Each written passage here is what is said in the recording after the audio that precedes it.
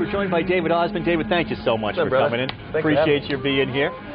Now, last night you were in Boston at a big event for MS. Start with that. Tell us a little bit, because you're traveling all over the country. Yeah, I'm getting the full Hank Stolz experience, and I'm learning all about New England and how to say Worcester as opposed to anything else. Hey, that wasn't bad. Is that, yeah, I like that. I'm trying to figure out the whole dynamic of how that's pronounced. So from now on, don't call me David, call me Dude. Well, just throw out a lot of the continents. Okay. So you've been traveling across the country. Yeah, I was you to an Boston, ambassador which was for great. the National MS Society. Yeah. Had a great event. It was the Milestones Gala. It was fantastic. And what we're bringing awareness and funds for those that have MS and support and programs. It's been a very cool thing. I have a very big affinity towards the National MS Society and MS in general because of my dad. Your dad? And myself. And you were diagnosed with it as well a about couple years ago? 6 years ago, About actually. 6 years ago. Yeah. All right. Take me back to when you grew up, you saw your father. Yeah. Take me back to that diagnosis 6 years ago. What happened when that... Well, I tell you what, it was actually nice to have grown up in an environment where I was prepared for it. Mm-hmm. My dad is Alan Osmond. He's the oldest of the performing Osmond brothers, as people know them. You're not that old to remember them, I'm sure. But well, I got to tell you, I mean, you go back to having seen all the clips. I was more of a Donnie and Marie guy watching the variety More show. Marie than Donnie, right? Yeah, oh, yeah, I was a little bit country. Oh, okay, fair enough. I can see some spurs and a hat. It's cool. No, yeah, my dad was the oldest of that family, of the performers at least.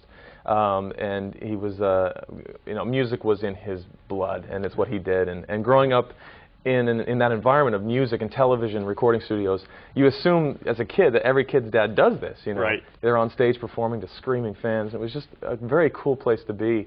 And I developed a massive love for music myself. And I have lots of brothers. I'm the number 4 of 8 boys. So myself and my 3 older brothers were a barbershop quartet since I was just a wee lad. And had a chance to perform many different styles of music. I remember on American Idol, one of the things that they talked to you about was the fact that you had been singing harmony for so long that it might be hard you to had to bring up out. American Idol, I'm didn't sorry you? about that. I may be a sore subject, but that, you had to, but that you kind of had to break out to get your own voice and be a lead singer. And it's funny because years even before that, I did break out and I had been doing lead singing. I was actually pulled into more of a Broadway realm.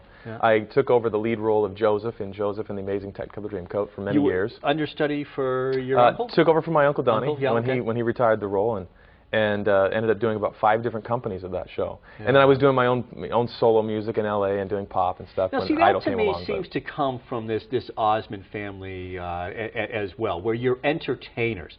It isn't just, right, I mean, Donnie... Exactly. I mean, some people, that their whole life is defined by, I mean, it could have been that Donnie did that variety show, or your dad was just in the Osmonds and that was it. But, I don't know, your uncle, right, you got the $10,000 pyramid. You've got, I mean, all the different things that Joseph, for example, all the different things that he was able to do. I think we all have ADD. I think that's what's going on. In fact, I'm reading this very good book on ADD right now, but I can't get past the first chapter. Difficult. Very good. But thank you very much. I'm here all week. No, let's go back to your first question. Speaking of ADD. So the doctor says and gives you that diagnosis. My dad actually was pulled off the stage. Not physically or literally, but because of his own challenges. He was diagnosed with MS. He's had it for about 24 years. And he had to give up the thing that he loved the most, which was music. And that was hard to see as a kid, because ever since I can remember, my dad's had MS. At first, when he was diagnosed, he thought MS meant many sons. He had these 8 boys, But because people didn't know what it was. 24 years ago, it's like, what is this? He was told to go take some aspirin and go home. And so more has been in development for MS in the last 5 years, in the last 100. And so when I came along and I was doing my solo career and doing music full time, I ended up having this crushing pain in my feet. It started in my feet and eyesight. I had eyesight that started to diminish. Very quickly, within a few weeks, that pain it felt like a steamroller run over my feet. It was terrible. Moved up to my knees.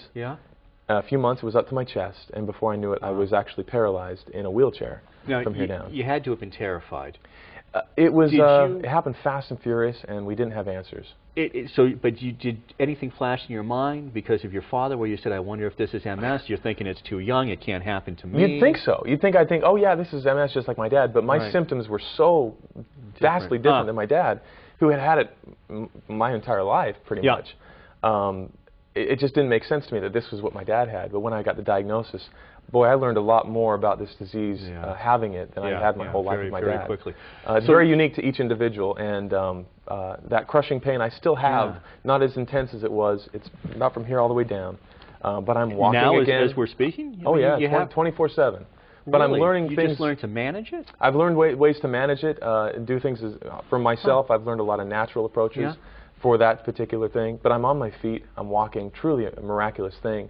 I won't take a single step ever again in my life for granted. Wow. And I feel my dad in every step, you know what I mean? My dad still is this uber optimist attitude. And his creed, since he ever had this thing, was, he tells me, he says, David, I may have MS, but MS does not have me. And he's got that attitude that is just captivating. And I'm grateful for that because it prepared me for when I was diagnosed. Sure. Well, now, and that attitude is coming through loud and clear here, too. But I think you're also busting some stereotypes here this evening, David, because, I mean, a lot of people, when they hear MS, I don't think that they're thinking of what you're presenting here this evening. Somebody who's been on American Idol, somebody who's done Joseph on stage, someone who has had the career and still is having this. I guess a lot of right, and I guess that's it. You know, and even my own prejudice, I guess, would be that, boy, you get diagnosed with that, and that's it. Yeah. You know, it all ends. You wouldn't want me on your sports team, that's for sure. But I think I've learned what my boundaries are, and living each day to the fullest. And it's definitely been interpreted into my music as I write songs and I perform that spirit of life and that joy of finding, not just focusing on my disabilities, but making sure I focus on my abilities and the things that I can still do. And if I change that focus, my life is so much more full of joy. And it sounds crazy, but having MS myself is one of the greatest things that's ever happened to me. I truly mean that. Because, I mean, just because of your ability now to be able to communicate to other people or to break some of these boundaries or stereotypes? Absolutely, but I think more so just being able to have this shift in my perspective about my life, why I'm here, where I come from, where I'm going, and what I'd like to accomplish. What was the reaction of your family? Were you married at the time? I was dating. You were dating I was dating my wife, who is my wife now, and you know, when I proposed to her, we knew we were getting married. And after about 6 months of dating, my first symptoms started. So she's been here since day one. And we knew we were going to get married. All of a sudden your fiance is in a wheelchair. Yeah. And we finally got the diagnosis. And, you know, when I proposed and we knew we were going to get married, and she, by some crazy reason, said yes, she got a little bit of reluctancy from those around her because they cared for her, and I totally get it. But they, you know, first they came to her and they said, okay, wait, you're marrying a Mormon. But you're marrying a crippled Mormon? Are you insane? And she is not a Mormon. She is. She is. Oh, okay. All right. But you know, those around her would see it as such. Don't say it. Gotcha. But and Mormon, of course, is just a nickname. But yeah, she said yes in sickness and health. Right. And she's been there since day one. Truth be told, I've actually been walking on my own without assistance since our wedding day, and I've been improving since that day.